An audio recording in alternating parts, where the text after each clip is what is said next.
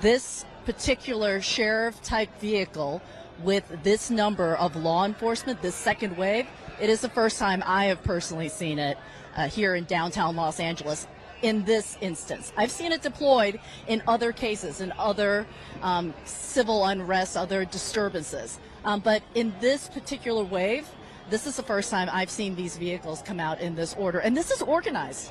You can ask John. This is exactly as they are hoping to try to clear. And then you can see the lineup of the sheriff's deputies. And then take a look, Mike, over to your left.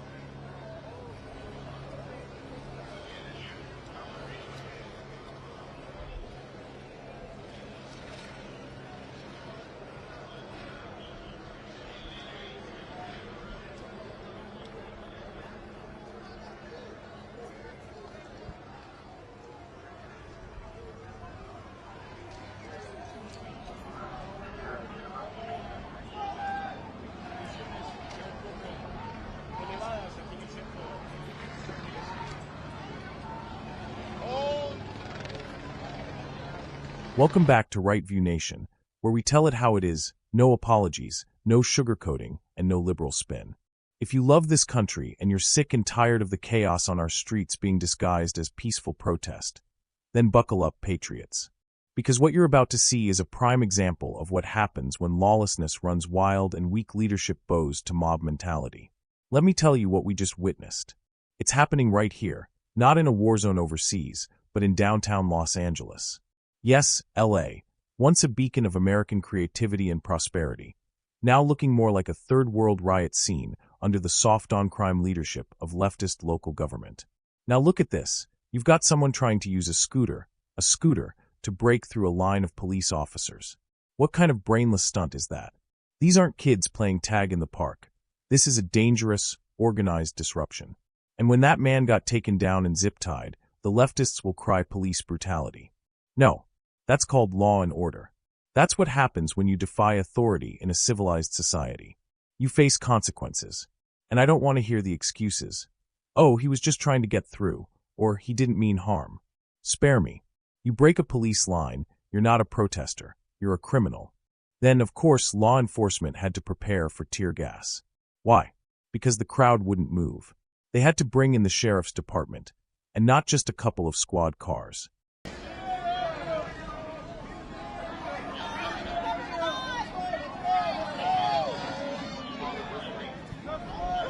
They're getting instructions over the radio to coordinate.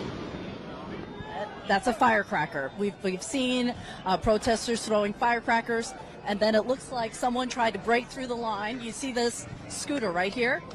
So someone broke through the line. That is somebody on the ground being detained right now. So if they don't listen to police orders, that's what happens. That person tried to use that scooter to zip through law enforcement, and you can see zip ties on, and that person is being detained as we're watching. Huh? Oh, here we go. Wait, we need to back up. Back up? Back up. Do you have your mask?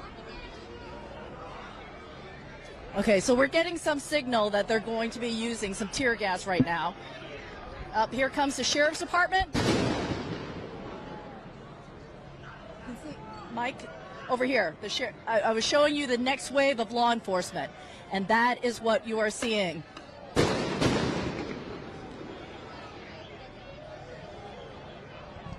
And you can see the weapon there. That is a non-lethal device, and that is to clear the crowd.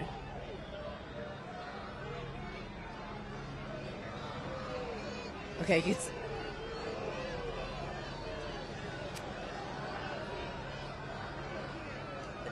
this particular sheriff type vehicle with this number of law enforcement, this second wave, it is the first time I have personally seen it here in downtown Los Angeles in this instance. I've seen it deployed in other cases, in other civil unrest, other disturbances. But in this particular wave, this is the first time I've seen these vehicles come out in this order. And this is organized.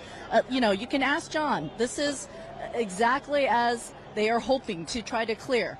And then you can see the lineup of the sheriff's deputies. And then take a look, Mike, over to your left.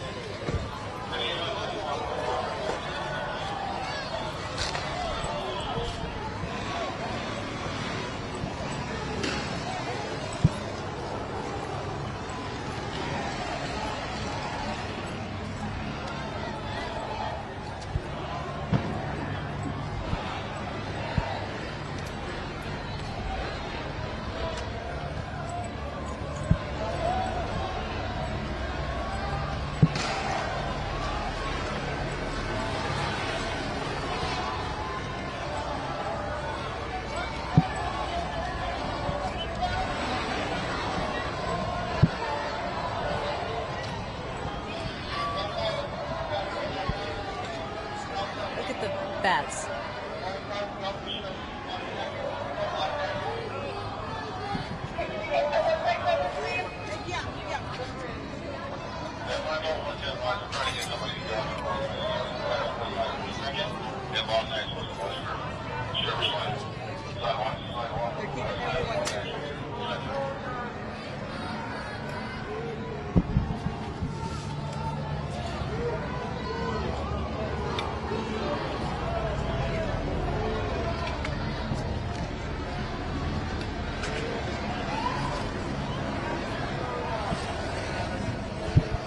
They were carrying bats. Bats!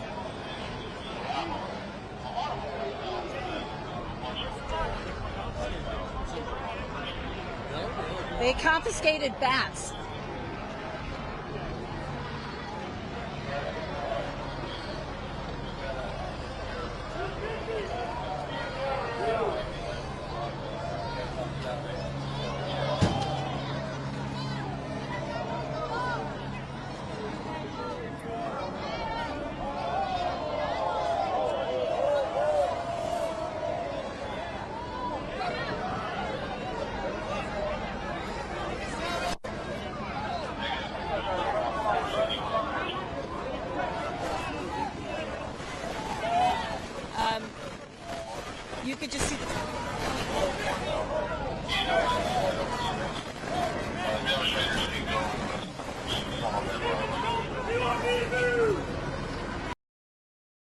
No, this was a full-on second wave of tactical vehicles and officers, fully geared, organized, and focused. And I, for one, salute them. Because let's be real, if these protesters aren't going to move when asked nicely, they've got to be pushed out with force. And here's the kicker. This is the first time these sheriff vehicles have been deployed in this exact manner in downtown LA. That tells you just how out of control the situation has become.